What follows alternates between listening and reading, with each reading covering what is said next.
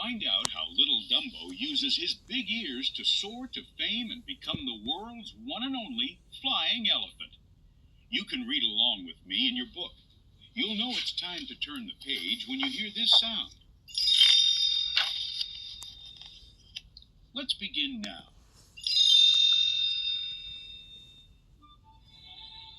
Early one morning, a flock of storks flew across the sky.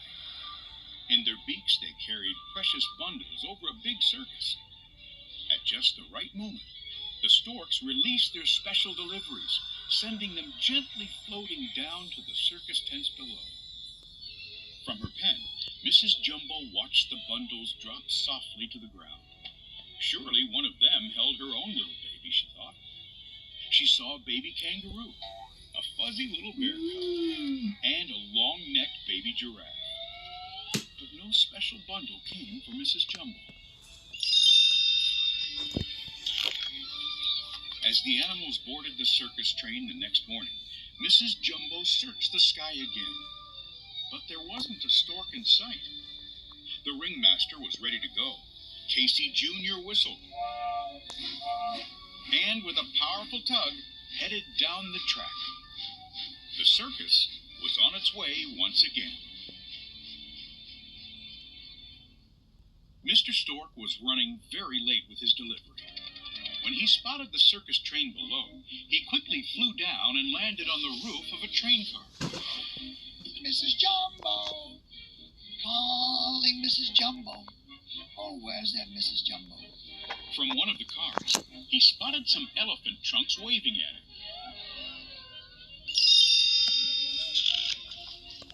Mr. Stork hopped into the train car. Which one of you ladies is expecting? The elephants excitedly pointed to Mrs. Jumbo. Mrs. Jumbo smiled shyly as Mr. Stork placed the bundle at her feet. Here is a baby with eyes of blue, straight from heaven right to you. Or, straight from heaven up above, here is a baby for you to love. Mrs. Jumbo eagerly untied the bundle with her trunk to uncover an adorable baby elephant with a sweet little face and big blue eyes. The other elephants smiled adoringly at the little baby. Oh, he is cute, isn't he? When they asked Mrs. Jumbo what she would call him, she looked down with pride at her little one and told them his name, Jumbo Jr. Suddenly, the baby elephant sneezed. His ears, which had been neatly tucked behind his head, flopped open, and they were enormous. The other elephants shrieked with laughter at the sight of him. Just look at those. Those E-A-R-S. Mrs. Jumbo glared back at them, but the elephants just turned up their trunks at her and her little Jumbo Jr. They even came up with a nickname for him. Jumbo? You mean Dumbo? Angry at the teasing from the other elephants, Mrs. Jumbo whisked her baby away. She didn't care if her baby's ears were big. She thought he was beautiful, just the way he was. As she gently cradled him in her trunk, Dumbo smiled, feeling safe and warm with his mother. The next day, the townspeople followed the parade to the circus grounds. Inside the circus tent, Mrs. Jumbo was quietly bathing Dumbo when a bunch of rowdy boys ran in. As soon as they spotted Dumbo and his oversized ears, they began to make fun of the little elephant. Laughing and jeering, they crawled beneath the ropes and pulled his ears. Dumbo tried to hide behind his mother. Mrs. Jumbo trumpeted angrily, but the boys still wouldn't leave him alone. So Mrs. Jumbo picked up a bale of straw and threw it at the boys to scare them away. Hearing the boys' yells, the ringmaster ran into the tent to see about the commotion.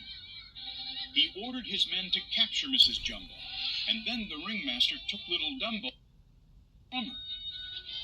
The ringmaster had his men lock poor Mrs. Jumbo in a wagon apart from the rest of the circus. Dumbo's mother was so worried about her little one. All she could think about was cradling him close to her again.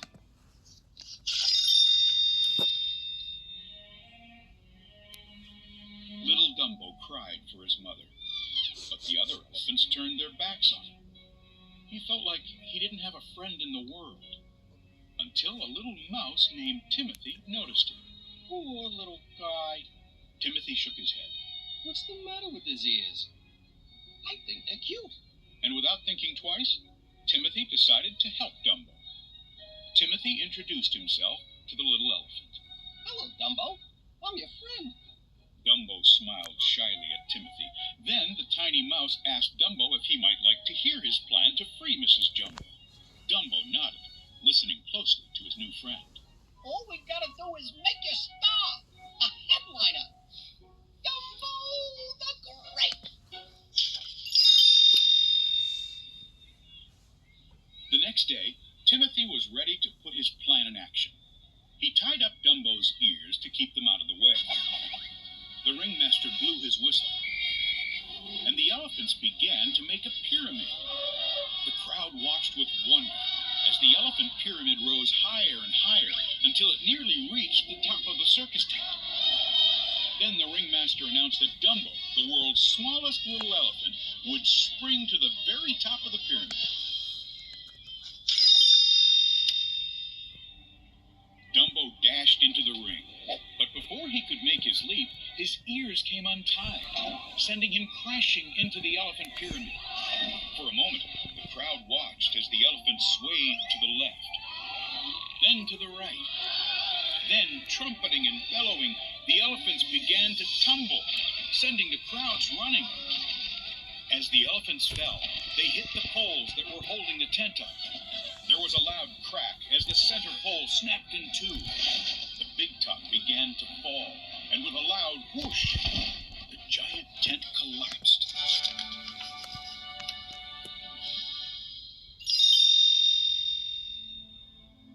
The other elephants blamed Dumbo for what had happened, turning their backs on him once again. So Dumbo joined the clowns' firefighting act. For the act, they dressed Dumbo up as a baby, put him high up in a building surrounded by make-believe flames, and then made him jump into a bucket of foam far below. The crowds laughed and laughed at the act, but poor Dumbo felt humiliated, hurt, and miserable.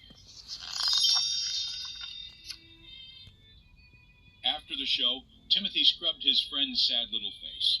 You're stupendous. You ought to be proud. But his friend's kind words couldn't stop Dumbo's tears. Timothy thought for a second. Dumbo, I forgot to tell you. We're going over to see your mother. Come on. A hopeful smile crossed Dumbo's face at the thought of seeing his mother. Later that night, while the circus folk slept, Timothy took Dumbo to the wagon where his mother was chained up. Mrs. Jumbo, someone to see ya. Mrs. Jumbo was overjoyed to see her baby. She put her trunk through the bars of the window and rocked her little Dumbo, making him feel warm and safe and loved.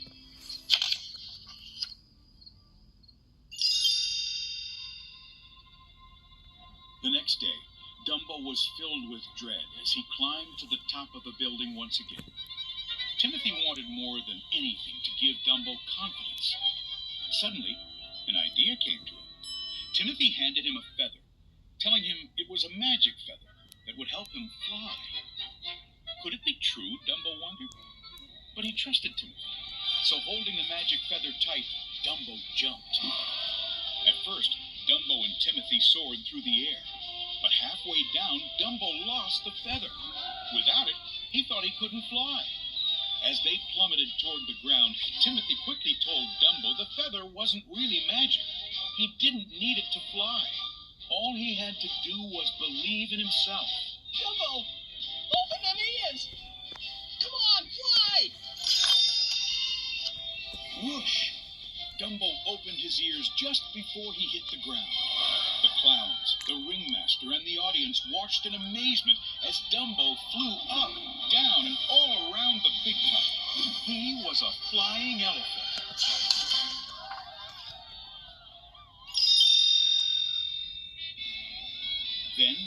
Dumbo began to play.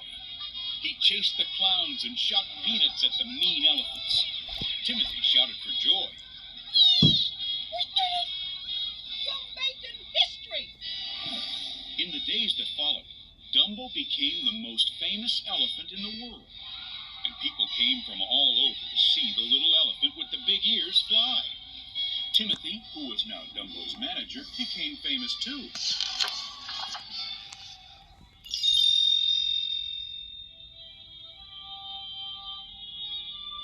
The ringmaster freed Mrs. Jumbo and gave her and Dumbo a fancy car at the end of the circus train. And even though Dumbo was a star now, there was nothing more wonderful than being with his mother again. When she hugged him close, he was the happiest little elephant in the whole world.